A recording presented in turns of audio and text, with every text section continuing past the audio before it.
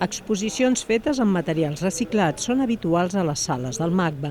Aquest és un dels criteris que ha tingut en compte la Generalitat per atorgar l'ecoetiqueta que reconeix els esforços de l'equipament per ser més sostenible, una tasca que va iniciar fa 10 anys.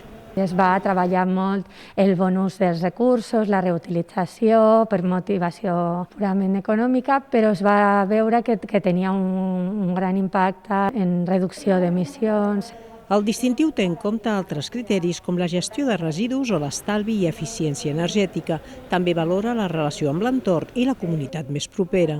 Reutilitzem tots els materials, mobiliaris, marcs, i també prestem a altres entitats. Som conscients que el residu nostre pot ser una matèria prima valuosa per a altra activitat. La idea és allargar la vida útil dels productes per a reduir també els residus.